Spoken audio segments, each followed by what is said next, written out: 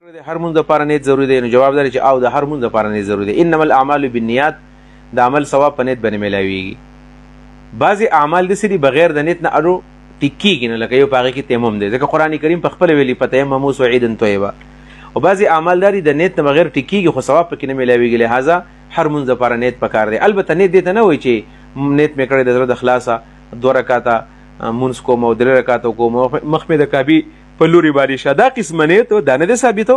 نور په زړه کې به سړی خامخا راولي چې زه مونځ کوم یو کوم دا فرض دی لازمي دی، د نه بغیر مونځ نه کېږي. د سجده سهو په باره کې دی بلکې دې سوال کې راغلی دی چې سجده سهو په رکوع کې کول جایز دي که نه جایز دي.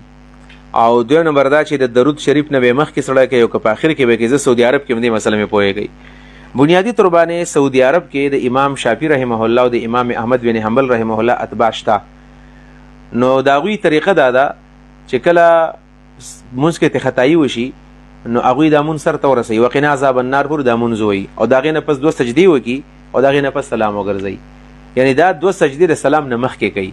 دا هم احادیثو کې راغلي دي جایز دي. زموږ بعضې ملګري هغوی ته بیا ناشنا ښکاره کېږي سعودي کې ما په امام پسې مونځ وکړو او هغوی خو ګوره هغه سلام یې وروسته وګرځو سجدې مخکې وکړلې. حدیثو کې دا هم راغلي دي لکل سهو سجدتان، د هر سهو دپاره 2 سجدې دي قبل التسلیم، د سلام نه مخکې. دغه هم حدیث دی.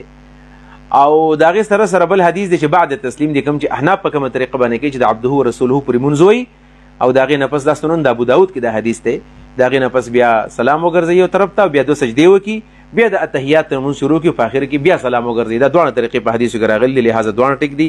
په رکوع کې سړی سجده کولی شي که نه شي کولی. نو چې کله د سجدې آیت وي رکوع ته راښکته شي نو علما وایي په دې کې د سجده وشوله. نو دا علما نه دی قایل دي.